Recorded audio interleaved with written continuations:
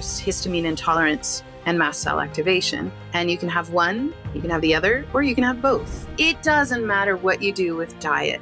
The body doesn't feel safe. That is one of the calling cards of histamine issues. You talk about the body talking to you with symptoms. I think when you have histamine and mast cell issues, it's not talking, it's screaming.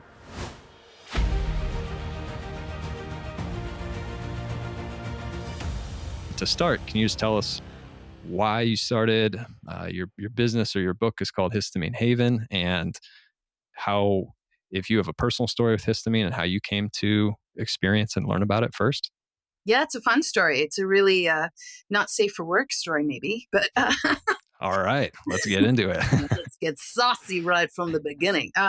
So I have had some health stuff on the go for a really long time. And often when somebody has histamine stuff, you realize there's been a story for a really long time. And so, in my teens and in my 20s and my 30s, and it was all developing and there was more and more stuff showing up. I personally didn't realize it was all tied together. But I had, the painful periods when I was a teenager. I had eczema leading up to it. I had migraines, 3 or 4 migraines a month happening. I had a series of digestive stuff going on and some mental health stuff driven by anxiety. I had a diagnosis of OCD at one point. And a lot of different things just seemed to sort of add up, and they were just piling one on top of the other. And when I'd go get it checked out or try to deal with it, my medical person, whoever I'd be seeing, would say, okay, we're going to treat this. And they would address the one thing, and it would never 100% go away. Medication certainly would help at the time. But it wasn't until I was in my 40s and I had decided to go back to school. I had worked in the arts for a long time, and it was time to do something new. Decided to go at the age of 40 to go back to nutrition school and did my degree. And after I wrapped up my degree, decided I would do some further training to learn how to cook for this protocol called the GAPS protocol, which stands for Gut and Psychology Syndrome, a sort of gut, heal, and seal protocol, if you will. And while I was away for that weekend, everyone's chirping on about, oh, it's so great. They're so great. All these things are great. Ferments are great. All of these different things. And I was like, oh God, I am like that person that even here in this world doesn't fit the bill.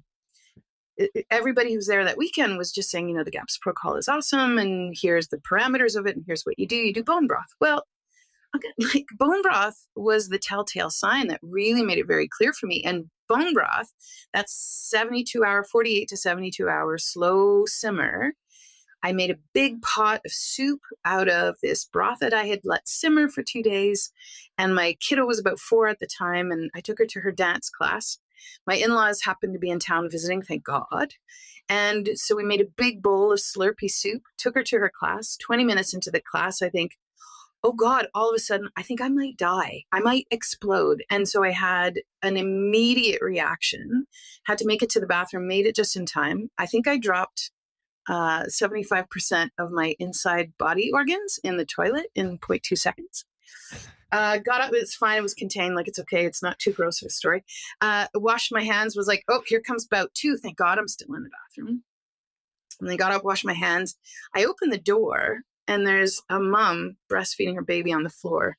I come out, and all I hear is this voice, help!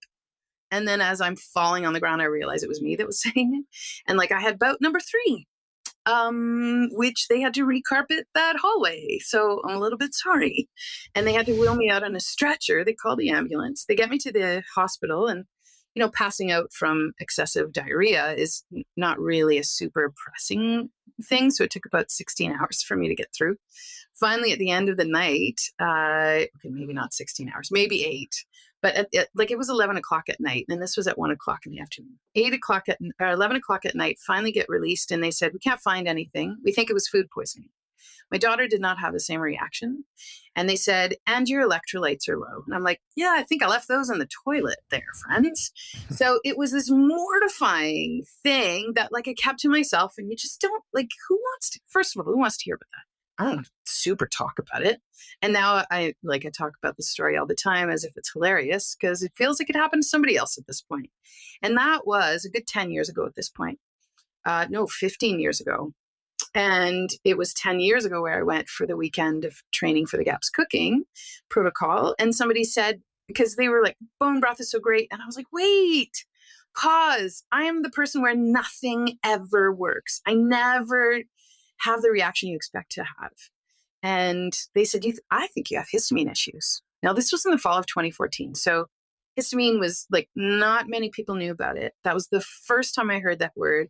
I had already gone to nutrition school. We never heard about it. And when somebody said that to me, it was the first time where something seemed like it resonated. And it was there where I started to do some of the diving. And as I got deeper into it and started to think like, oh yeah, all of these like gut healing and mending foods and super gut healthy foods in some people can make their symptoms worse.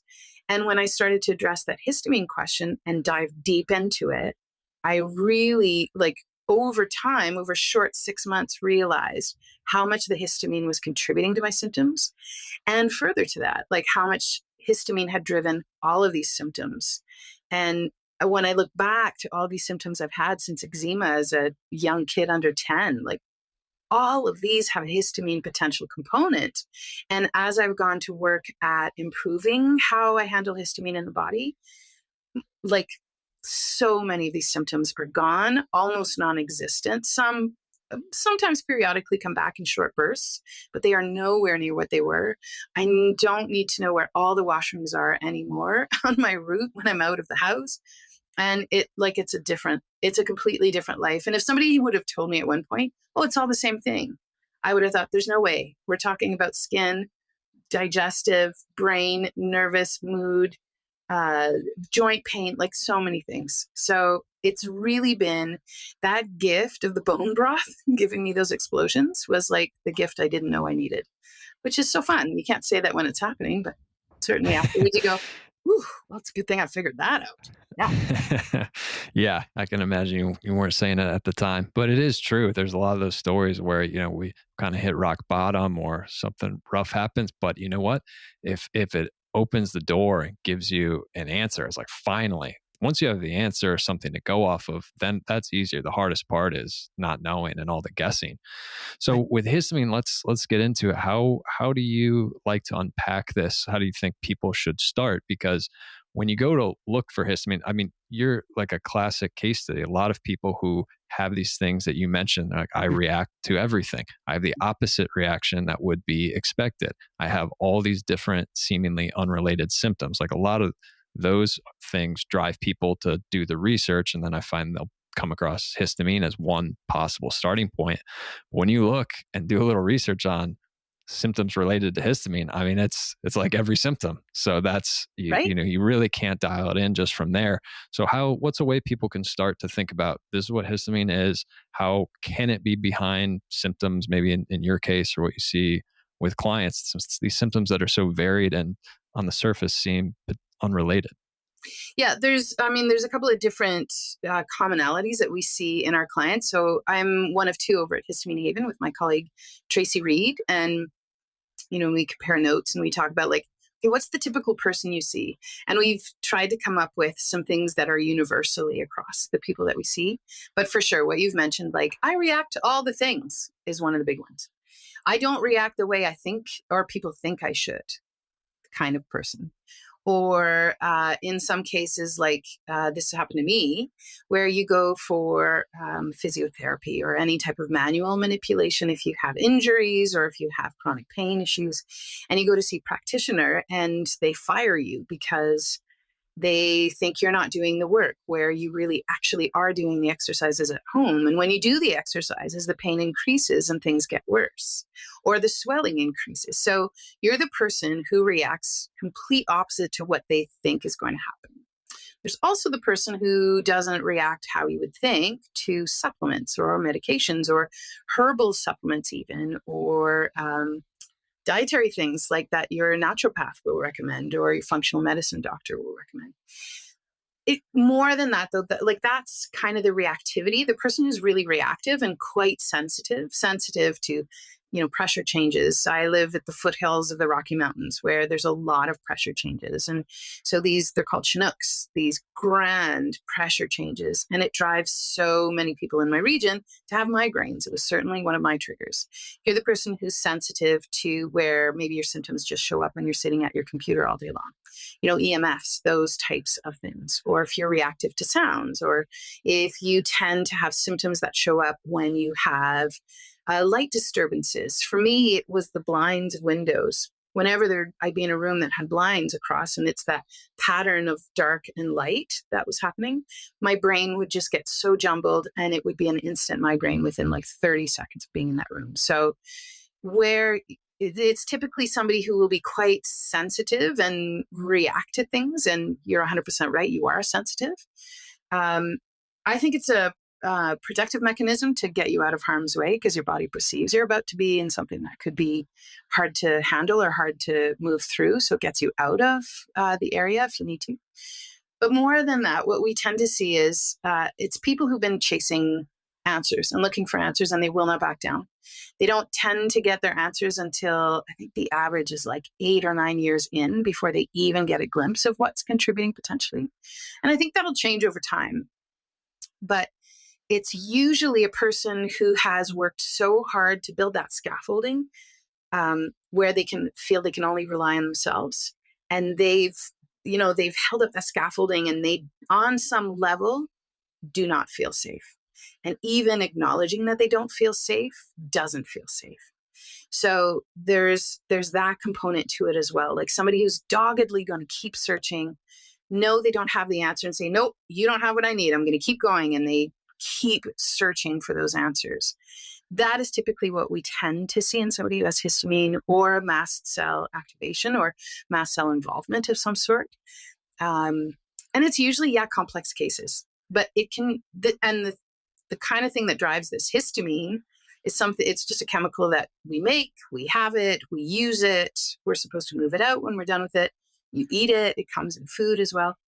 But the deal when you have an issue with histamine is that it's tripping things in the system. And it's tripping things in your system to get you out of harm's way. It's a protective kind of compound. Why do you need protection? That's what the question becomes. Like, what does your body perceives isn't safe? And I think a low histamine diet, I think, is where people typically start. But sorry, a low histamine approach isn't going to fix it. A low histamine approach might give you some relief in early days. And for some, it can be a piece of it. But like more than that, you have to figure out why the body doesn't feel safe. And you need to address that. You can do all the food pieces you want, but if you are not figuring out why the body doesn't feel safe, you're not going to see an advancement and an improvement or reduction of those symptoms, really. That's very valuable for people to hear because with the diet, you can just go endlessly rotating things, trying this, trying that, guessing. And yeah, you're right. You just kind of do a lot of work to come full circle and feel like you start over again. So when do people have a hard time understanding that when they hear it, and where's a good place to start? Because it's really interesting what you're saying. It's more about that feeling of safety, which starts to go into some of the emotional realm, maybe nervous system, and less about diet. Though I do want to cover some food with you because, especially if that's beneficial for a period of time, people get some relief. But I'm always about, what's the root cause and the source, just about all health across the board. So where do you work with people, or what do you think is the best place for people to start? Yeah, the first place to start, I think some people will create some safety in knowing what they have and figuring out, because there's a bit of a difference. There's histamine intolerance and mast cell activation, and both involve histamine. And you can have one, you can have the other, or you can have both. And further to that, you can have histamine-mediated issues, which can be one or the other. And you can have two people who have the same symptom, but they may have two different reasons why they have that symptom. Or you can have two people who have the same reason, but have two different symptoms. So, for example, I always use this example, my poor neighbor. I don't know if she knows I use her as an example. So I used to have migraines, and my neighbor Mandy has migraines. So mine are due to, she doesn't actually have migraines, I just pretend she does. But mine could be because I cannot clear histamine at the gut level, and I can't make one of the enzymes that breaks it down. Whereas she may have migraines because she can't make the other enzyme, because there's two enzymes that break down histamine. Once you've used it, maybe she can't make hers, and hers is predominantly in the liver. So we have the same symptom. They're both driven by histamine.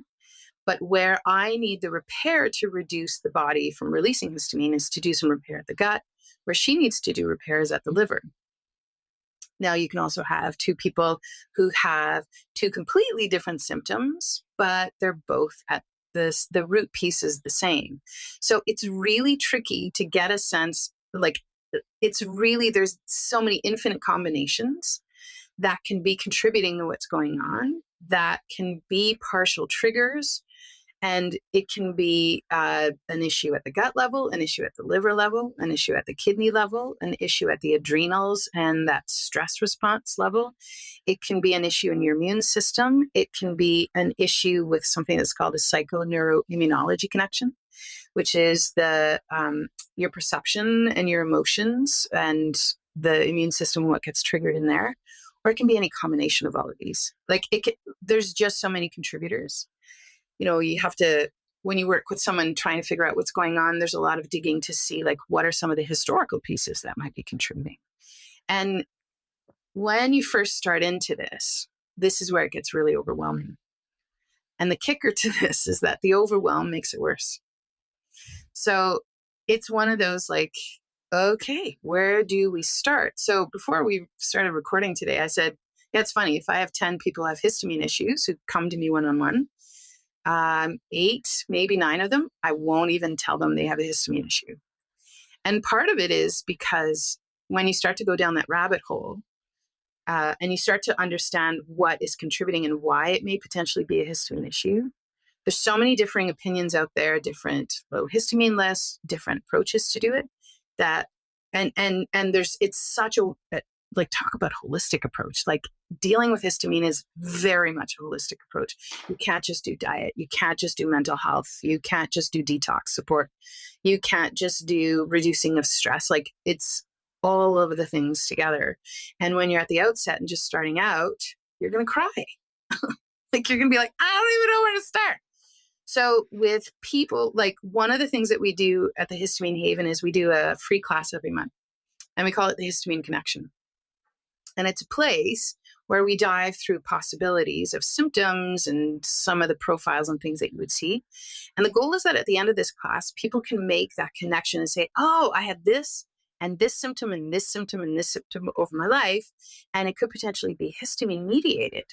Now I need to figure out, is it histamine mediated? At that point, then this is still, like, there's no programs yet for this. It's, here's a grocery list of low histamine things. Why don't you just eat from this list for a week to a month? Can you do 3 months? Does it feel better? If it feels better, you have a very clear answer. What gets really frustrating and hard not to tell people is that doesn't fix it. So that's where here at Histamine Haven, where my colleague Tracy and I are, we have programs and different things that take you through one at a time. But to start with, the work becomes making friends with food. I think really quickly, one of the first places people go is to go a low histamine diet. Every low histamine list out there is different. So there's different reasons why they're different, and everybody has their own reason and it works for them. And our list is different from other people, and we incorporate different things. So pick something, see how it feels, and live with it for a little bit. Part of our goal, though, at Histamine Haven is to really enhance more diversity. The minute you go in this way to food and you start to restrict, you are going to turn on that stress response, which is going to trigger more histamine release in the body. It doesn't feel safe. Due to restriction, because people just cut it down too much, and that's stressful for the body as well. Totally. You start to miss some of the other nutrients. And the tricky part is, for example, like liver, right? Liver is one of those really awesome whole foods that can be a really big bang nutritionally for your buck, for your food dollar. So liver delivers a really nice array of nutrients that help you make one of the enzymes of the gut lining that breaks down histamine. However, liver is high histamine. So you look at low histamine lists across the board and they say, don't eat liver. It's low. It's high histamine. Don't have it. You're going to get sick. Your symptoms are going to get worse. It's not the voice they take. But in my head, they do. It's terrible. But this, you're right. Like this is the thought. Well, it's a high histamine food, so don't eat it. Pause. But what if you have liver on Monday night? It's going to give you the nutrients so you can make your enzymes on Tuesday for whatever you're eating on Tuesday, and you can break down the histamine from your food on Tuesday. So you're supposed to not eat it? And that's where part of the conundrum lies and part of the confusion lies. So there's then an invitation to, that one of the ways that we do it, we actually break it down into stages. And we introduce some of those more, we call them nutrient dense foods, where they're really delivering those nutrients you need for the enzymes to work well, for the liver stuff to work well, to support that detox piece, and all those extra ingredients that your body will need to break down histamine. And we work them in the later stages. But that first stage of what we do is really our lowest histamine and our lowest reactive. There's some people who need to go a little bit more because they're just they have a list of 6 foods that they can tolerate. And when it's 6 foods, there's no diet on the planet that's going to fix what's going on for you. You need special help right away to get started.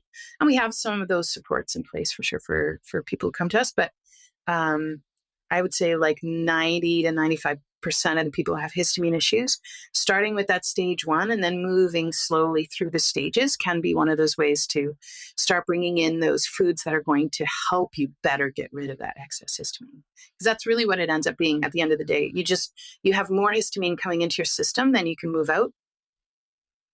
And one of the complicated pieces to this is that if you have too much histamine coming in, that can trigger a cell of your immune system called mast cells. Those mast cells can now release histamine when histamine comes in. It can trigger that mast cell to release more histamine into your system, adding to what's coming into your system. So now you're having even more to move out that you can't really move out for whatever reason. Does that make sense? Yeah. So it's like a positive feedback loop. There's elevated histamine, and then if that triggers a mast cell, it releases a bunch more. Ding, ding, ding. You got it. Okay. Because earlier you mentioned, someone could have histamine intolerance or mast cell activation. So maybe we could just cover that right now. What is the difference or connection? Yeah. Okay. Histamine is a compound, and it comes from typically from protein. And histamine is everywhere. You eat it, we make it, we need it, and once we've used it, we're supposed to move it out. When it comes to histamine intolerance itself, there's 2 things. There's histamine intolerance and mast cell activation. Both are an issue of more histamine coming in than they can move out, but they're 2 different reasons why. So with somebody who's got histamine intolerance, it's not necessarily an intolerance to histamine. It's an inability to move out spent histamine is actually what it is. So histamine intolerance is because you cannot there's 2 enzymes, and you can think of enzymes as these scissors that break things down. And these 2 enzymes we make break down excess histamine so you can get it out of the system. You've got one called DAO, and that you make in the gut level for the most part. There's another one called HNMT, histamine and methyltransferase. It's a fancy word, doesn't matter. You make that one. The majority of it is made in the liver. Now, for somebody who has histamine intolerance, they have histamine coming in from the foods they're eating. It can come in like alcohol. All alcohol actually has histamine in it. Alcohol can also trigger your body to release more histamine and for some of those enzymes to also not work, so they compound things. You also can get histamine coming in through your microbiome. If I say microbiome for your audience, are people quite well, like they'll know what I mean when I say the microbiome? For the most part, yeah. We have a pretty big range, but I think most people by now understand the bacteria in the gut. Yeah. So that microbiome piece we're talking about, or that I'm referring to, is that collection of bacteria, fungi, yeasts, and viruses we have in the gut. And each and every single little life you have in your microbiome has the potential of being one of 3 things. Each type of bacteria you've got, like lactobacillus or bifidobacteria, like all of these different ones, or all the other ones, I never remember their names. Each and every single strain of them has the potential of being one of 3 things. So lactobacillus, for example, could be histamine producing, meaning just as a regular byproduct of being alive, it makes histamine, it releases histamine. Or that strain can be histamine neutral, which means it doesn't make it, it doesn't break it down. Or each and every single bacteria could be histamine degrading. So every single strain of bugs you have at the gut can produce histamine, not have an impact, or break down histamine. Typically, what happens in people who have histamine intolerance and mast cell activation, we tend to see an overabundance of some of those strains of bacteria that produce histamine. So they're just contributing more of that histamine coming into your sink. So we use the sink analogy, and I'll draw the analogy here because I think it'll help make a lot more sense. We use the analogy of a sink. So imagine you have everybody's sink is a different size, different capacity it can hold. And the sink signifies how much you can hold before you get symptoms. And you'll get symptoms when your sink fills and it overflows. So for example, I used to get migraines. Well, migraines would show up when my sink is full and overflowing. So you have to, when we're addressing histamine intolerance and mast cell activation, I'll get into in a second, your tap is on. We got to figure out how to turn off the tap. And does your plug at the bottom of the sink work to drain the sink? In most people who have histamine-mediated issues, whether it's one or the other, the plug at the bottom isn't working. So your sink tends to fill up faster than the other person. So it tends to overflow more often than the other person. It's why just eating half an avocado can give you a migraine. Well, the sink was almost full to start with, honey. Your tap was on and the plug wasn't working, so you were almost full to start with. Whereas somebody who doesn't have a histamine issue, they'll eat the avocado, it puts water in the sink, but the drain is working well, the tap's been off the rest of the day. They'll clear that avocado, the water from that avocado, and never have an overflow problem. They'll never have histamine-mediated symptoms. In the picture of histamine intolerance, they cannot make one or both of those enzymes that break down histamine, and that's the plug at the bottom. So in this scenario of histamine intolerance, the plug at the bottom is totally gummed up and they cannot empty it. So histamine intolerance is predominantly that plug not working well, and there's a constant leak contributing that's coming into the sink and filling it up, which leads to your symptoms. In the scenario of mast cell activation, there is water coming in all of the time to your sink because your mast cells are also releasing histamine. That's part of what they release when they get activated. Mast cells can contain there's 1,200 different kinds of compounds that mast cells can release. Histamine is only one of them. It's the most studied one. And mast cells are the oldest cells of our immune system. They used to have to do many, many different things because it was the earliest version of our immune system. So they have this beautiful, beautiful ability to just kind of help all sorts of areas and have an effect and impact on many different biological systems in the body and processes. So one of the compounds they release is histamine. So in the scenario of somebody who has mast cell activation, their tap is always on. And the way that we use the analogy is if you have mast cell activation, your sink is cracked. And so you have water coming out all the time. All the time, all the time, all the time. In addition to that, you can have both. You can have just one or the other. You might make enough enzymes to break down histamine, so your plug at the bottom of the sink might work well, but your sink is cracked, so you just have water coming out all the time. So you tend to have those symptoms and you're the sensitive person. Yeah, of course you're sensitive. Of course you are. Your mast cells are you are in high danger area, honey. I'm going to react sooner so that you can get out of harm's way first. So more than when you asked what's the first step people should do, with one-on-one clients, more so than through Histamine Haven, I really take some time to try to let's make friends with histamine first. You're not broken, first of all. Good work, body, keeping you safe and alive and doing well. And number two, histamine's not the big bad guy. We need it for lots of different things. Why is your body producing so much? Why is your body releasing it? And what is your body letting you know of what's going on? There's an innate intelligence there. So maybe that's actually the first spot. The low histamine list is great. You can maybe reduce some of what's triggering symptoms for yourself. But maybe you need to also make friends with it. Maybe that's a better first step. I don't think it happens to be the first step. You can't.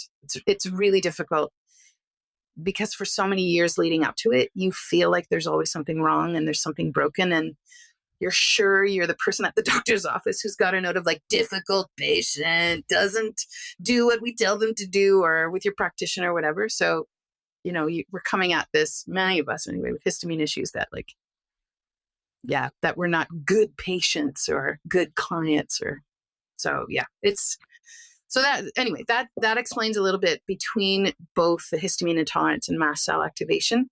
To add to this, histamine, as I mentioned, as a compound in foods and produced by your gut bacteria potentially, that again can trigger your mast cells to become activated. When they become activated, they dump whatever they're holding on to.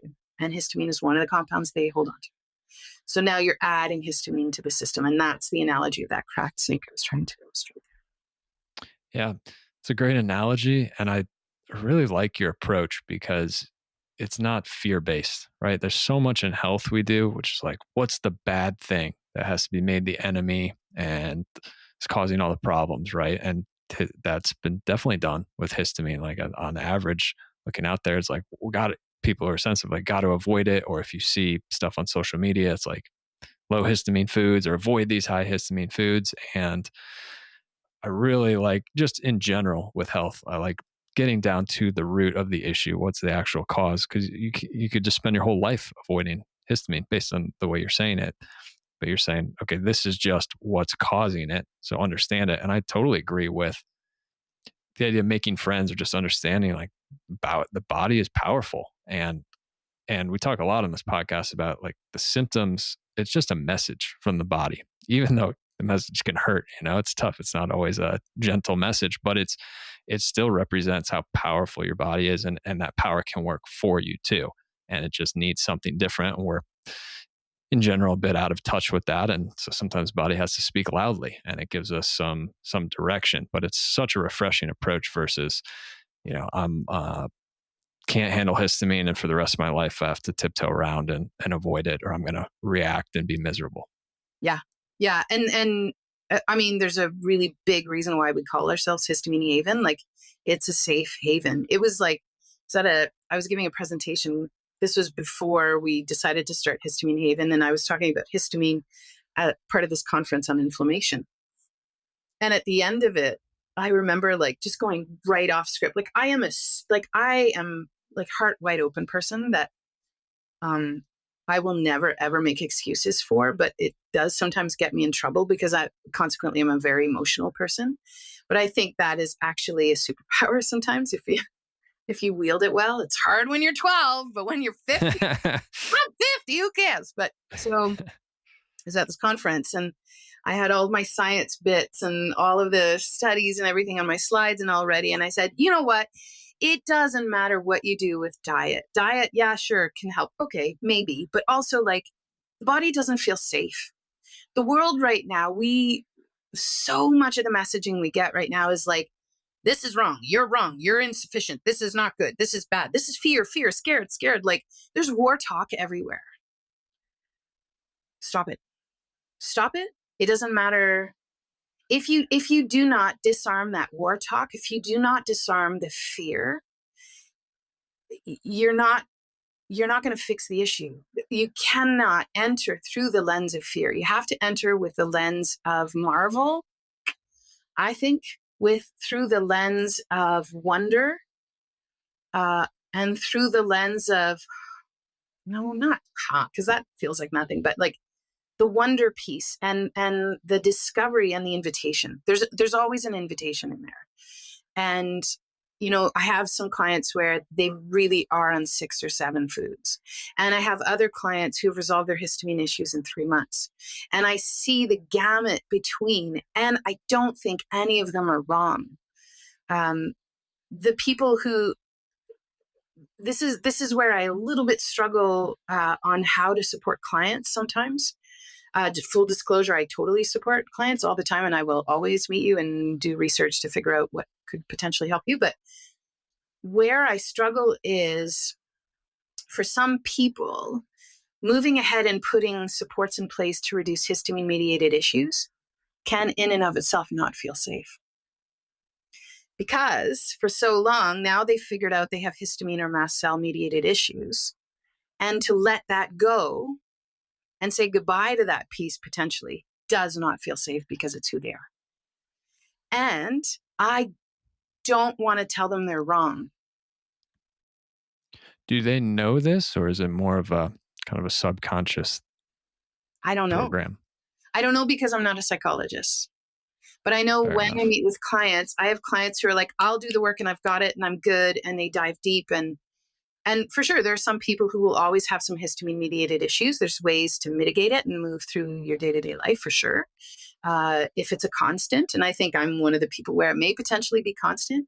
I don't feel like it's a constant. I have to be clear. I have eczema maybe twice a year when I'm in high stress mode, and migraines because I have visual stuff going on with my computer that's not working. So, like, but other than that, I don't have any of the other symptoms I had.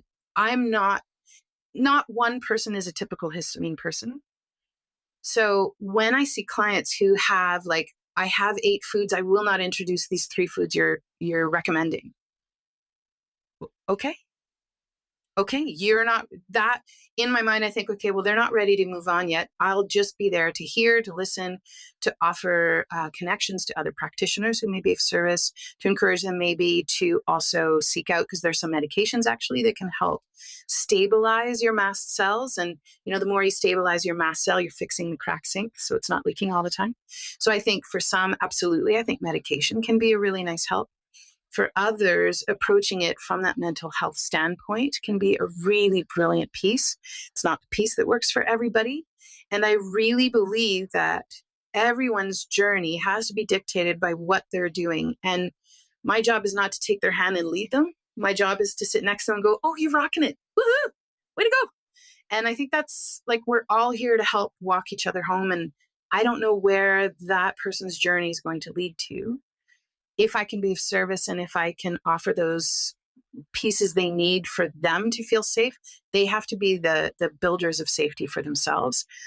All I do is offer a smorgasbord of ideas and be a sounding board to bounce ideas back off. And I find it's so interesting. I'll find people who will resolve histamine issues really quickly and some who will take a long time or have such complex cases where there's so many different contributing factors that sometimes the main topic of our conversation is, aren't you amazed that you're contributing and playing a part in the world right now? Like, with all of these things you're talking about, if there's, because the potential triggers behind it, like there's a long list. There's invisible infections like Lyme disease or Epstein-Barr virus or Bartonella. Now long COVID is actually seen to be triggering mast cell activation. There's heavy metals, there's mold, there's so many things contributing to a body that may potentially be expressing, I'm not safe with histamine release in the body. So for many clients who have that list of 6 foods they can tolerate, there is that sense they've had to go down this rabbit hole this way, but there's a transformative piece that happens when they start to expand and can have a little bit more food or do a little bit more modalities. And it's a joy to witness. Some may get there, some may not. And I don't think any of them are wrong in making any of those decisions, because it has to be at the end of the day about what feels safe for them. I'm talking in circles. I'm not really saying what I mean to say, but because I've never Well, super did, but let's talk about that expansion, because I think that piece is so interesting. Do people have to tolerate a little bit of discomfort or potential reactions as they expand? And if so, how does that work? Because I've seen I went through some of this stuff too, just trying so many different diets, and what you said is true. Like underlying, there's usually 10, 15 different things that are stacking up or just placing a load on the body. And so, yeah, the trick is, how do you identify those and make a little progress in each one till you start to get some forward momentum? But I think, at least for me, it took many years to realize that sometimes a reaction, to a certain extent, was okay and was actually part of progress, because it's scary. You're like, I already feel terrible. I don't want to feel even worse. So I've always found it fascinating. What is the line? And I'm not expecting you to have the answer because it's different for everyone, but just this concept of when am I in that expansion phase and it's going to start to get a little uncomfortable, but I, can handle it to a certain extent versus when is, okay, this is actually a reaction. It's going to be causing more problems. And it's best if I leave this food out for a period of time, for example. Great question. I'm going to say it's probably different for each person, but the main theme for me is with one-on-one clients and through the Histamine Haven as well is, okay, we have to really build those foundations first. We can't, usually when people figure out they have a histamine issue, they've been at it for a long time. And they've done a lot of restrictive protocols along the way. And new symptoms have shown up or things haven't gotten better or things shift and it's something that's weird now and kind of out of the blue. So for sure, we do a lot of it in Histamine Haven, but I do it also very much with my clients. We actually build safe things first. We build things to bolster the body, and I call it creating biochemical safety in the body. And we'll do a lot of things to really gently support what's going to help to do some gut mending. And bone broth is not it. I can be very clear about that. And then there's other pieces in there that I really work at, like, are you getting the right nutrients first so that your blood sugars can be stable? Because for some, when your blood sugars are feeling, you should be like a carousel over the course of the day, a gentle up and down. But if you have blood sugar troubles, you're more on a roller coaster of up and downs, and there's more than 3 ups and 3 downs to correspond with each of our 3 meals of the day. So for some, that can be a part of the biochemistry in the body that's contributing to a stress response in the body. And the stress response in the body then triggers more histamine release. So before we get into expanding more foods, what I do start with is those foods that are going to build that foundation to create that biochemical safety in your body, like building your safe haven. Like we call ourselves Histamine Haven because that's where you need to start, build your safe haven. Once you build the safe haven, then at that point, we start to talk about what are those foods that you start with that feel good and safe to you. And surprise, many people's safe foods are on our do not eat list in the book. And a good half of those people, I'll say, great, keep going at it. Just ignore the list. And the other half, if they're ready, if I feel and if I can sense that they're ready to get a new piece, my totem animal is a sloth. So like I move super slow. That if I feel like, I think we could introduce something and bring in something else.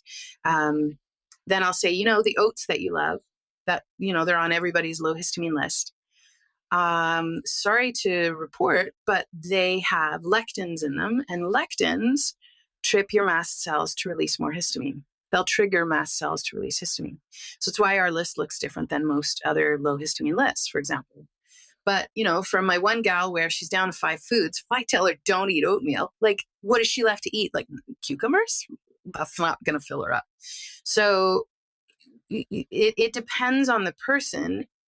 And before we start introducing something that's going to push them out of their comfort zone, that is going to them feel expansive or potentially might be feeling more restrictive, before I even do that, we just build chemical safety, biochemical safety. There's really great evidence to show the whole circadian rhythm piece, which is just a hot topic right now, has a really big sway on how you process histamine and how you manage the stress response in the body, which can trip histamine release. So there's a lot of outside pieces we can do first.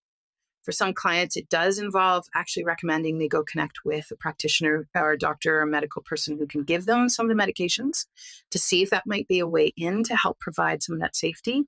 But before we start restricting, like I don't start with or expanding the list. It's not where we start. You can't challenge something yet. You actually have to set up safety first. So you do that safety piece. It's different for each person. It takes a little bit of finagling. At Histamine Haven, we have some programs that are just about ready to go. We're in the finishing touches of it, actually, which is very exciting. But in there, it's going to be a self-directed thing where people could take themselves through that work to know, okay, where do I start? How do I build some of the safety before I even start restricting? So we've built our programs to take you through some of that work. And the goal is that you can customize it for yourself as we go along. So because everybody's got a different story, different reason why, different pieces behind it, right? And yeah. It's true. It's true. It's not what we want to hear because we all want, like, okay, what's the thing? The one thing that's going to help me feel better. Yeah, like give me the quick solution. If I eat a cauliflower a week, do I fix it? Oh, no. I wish, but I hope you enjoy that cauliflower. Do you want some recipes for it? Okay. Yeah, and I've had some other guests on the show who went through huge chronic health journeys, and this is just consistently across the board. People will say, after I've tried all these different treatments and suspected all these different underlying issues, which, don't get me wrong, a lot of times they are involved, but so many people will come back and say, I've more or less, I focus on the foundations. They Yeah. find baseline. Some people will use the word circadian biology, some will say nature, some will say nervous system regulation, but behind it all, they really value whatever brings them to this baseline you're talking about. And across the boards, many people who really understand health at a deep level and went through their own journeys, that's what they end up landing on. Yeah. And so many of us end up having to figure it out for ourselves, which I don't think is by accident. I think we are intelligent beings who are hardwired to find solutions and to get us out of harm's way. So I'm not surprised that you find 75,000 different versions of a low histamine approach. You find 75,000 different people telling you it's because of this. Well, yeah, it is for you. It's different for me. And it like I just feel like in the current day and age that we live in, like everything is so hyper individual focused. It is no surprise to me that histamine and mast cell issues are showing up. It's not a one size fits all, but like there's some commonalities for sure, but histamine and mast cell mediated issues are such an individual basis thing that's different from one person to the next. It's like, yeah, like a customized something not working well in the body kind of thing that shows up maybe similarly, but has very different reasons behind it and different things driving it. Yeah, it's endlessly fascinating. I think it's a really fun journey into like how human biology and physiology works and the mind. It's brilliant. Yeah, exactly. I mean, that was something I realized on my health journey, is like there's more to this. Is when you're long term ill or feeling poorly, long term symptoms, some chronic illness, there's more to it than just the physical. In our current world and society, we're very trained to be like, okay, there's a pill for every problem. Like, I just need to get the pill. I just need to find the one thing wrong. But after you go through that cycle over and over, and I did too, eventually it kind of been like I started having these realizations like, all right, this is telling me something. My body's telling me something, like I have to actually change. And then, of course, I want to change it at a very surface level. I'm like, okay, yeah, I'm not going to, whatever, stay up late or be glued to my phone all the time or whatever, habit that I know is not great for me. And then that would just not cut it. And so many times I went through this cycle, like, okay, I learned my lesson. I'm changed. And I was changing as it went, but I had to go really deep. I'm not saying everybody does. I totally agree with you. It's individual what you might need. But for me, it was like a huge transformation at a deep level, not even just habits, but mindset, emotion, the way I thought about the world, the way I went through the world, getting out of this hyperdrive, go, go, go, overly stressed, tense personality to something different. And so it's the physical symptoms are painful and annoying, and they are the things that kind of pull the brakes. But there is a lot deeper to it, that it's just a different way of looking at the world that's not so tangible. But I really feel most people that get to that point really have to do some of that too. And then a lot of times it's a gift on the other side. People do like you're doing, you start to really help people and help them change their lives, or like you learn these lessons and have a different perspective of life. I certainly got a complete new like appreciation and gratitude just waking up every day, being able to get out of bed, not feeling like a sack of bricks. Like you can start to appreciate the little things. So there's usually a positive end to the story, but it's a journey for sure.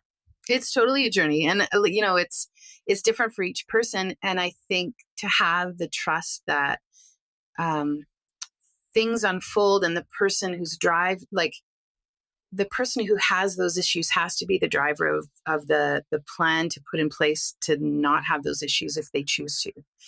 And there has to be a trust in that, a trust issued in there. Like, I think, we were there people who had such complex health issues 300 years ago? I don't know. Were they too busy and didn't have as long lifespan as we do? Yeah, I guess that's a contributor.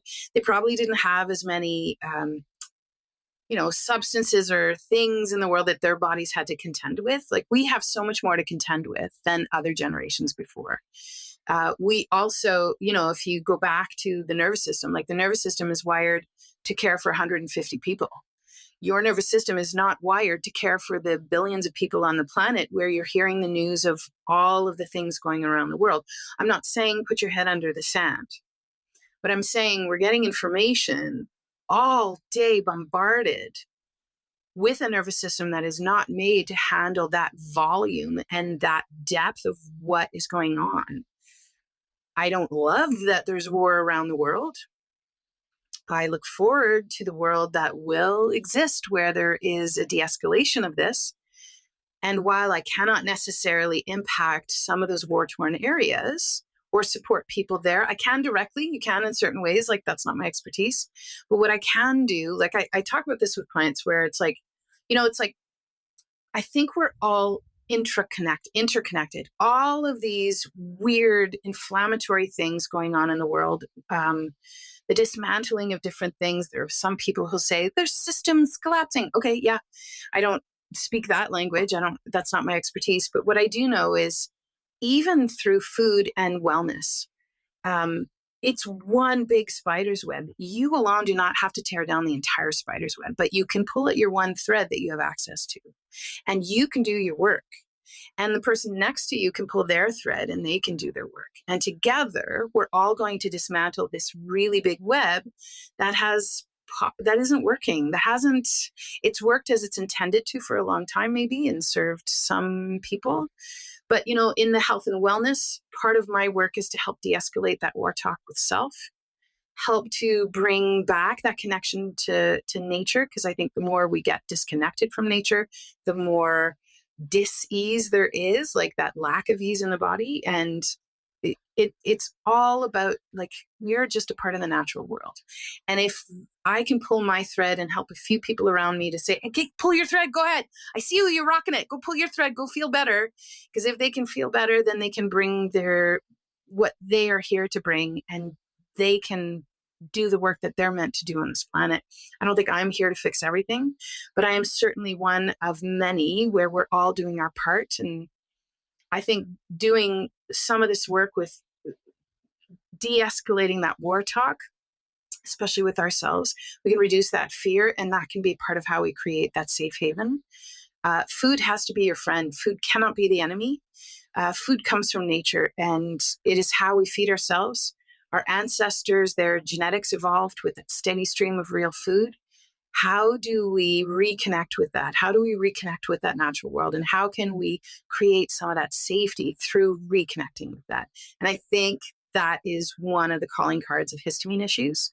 Is it really, anybody who's got histamine or potentially mast cell activation issues, it really, you talk about the body talking to you with symptoms, how it's telling you things like, what is it trying to tell you? I think when you have histamine and mast cell issues, it's not talking, it's screaming. Like, I really think it's screaming. And it's okay. Thank you, body. You're the best. I love you so much. But can we de-escalate that scream? If we de-escalate that scream, I think we're now starting to create safety. And as we do that, I don't know how that doesn't have a ripple effect outwards elsewhere as well. Yeah, philosophical maybe, but yeah. Yeah. Well, I mean, that's what I really love about health and have gotten passionate about since I got out of my own health issues, is I just see the gifts it can give a person on the other side. And that's what's exciting to me, is like, everybody has this amazing thing inside them, like what they're here to bring to the world, whether that's to themselves, their family, their career, or something broader. And when people can do the things you're talking about, step along that line, they can go from being sick and dragged down to being a strength and having a lot to give to others and the rest of the world. And just an amazing process to watch and be a part of sometimes. So speaking of which, if people want to work with you or follow more of your work, how can they do that? They can find us online. We're at histaminehaven.com. There's two of us there. We have lots of different things in place. I think the best place to start is to sign up for we do a class every month. It's called the Histamine Connection, and that's the perfect place to start. The class itself is built to help you figure out, do you have histamine contributing to your issues? We also dive into what's the difference. We get really basic, but we get into what's histamine intolerance, what's mast cell activation, what's the difference between the two, and why a low histamine approach alone won't do it, but that where to start kind of piece. So that's the perfect place to start. I do see clients one-on-one, as does my colleague Tracy. So all of that information is on our website, histaminehaven.com. You'll find everything there. And we're on the Great. socials, like I like, oh God, talk about war talk. Like, I feel like you can't go on social media these days as a business owner unless you have like a team of 5 people who know how the algorithms work and all these different things. And so we're really just 2 gals in suburbia in northwestern Calgary, Alberta, Canada, who are like, there's just 2 of us. So, it's not a big thing. We're really small. But I think what we bring is a lot of heart, a lot of knowledge, and a lot of personal experience, because both my colleague and I have struggled with histamine issues. She has a diagnosis, I don't. We have 2 completely different ways that it shows up in the body, but both are so important. And there's just such complexity to histamine issues that if you need some help to clarify it, perfect place to start is the Histamine Connection. Okay, great. Well, we will link to that in the show notes. So if you're listening and want to find it, just scroll down and give it a click. Luka, thanks for being on the show. It was a pleasure. Thanks, Josh. Lovely to speak with you today.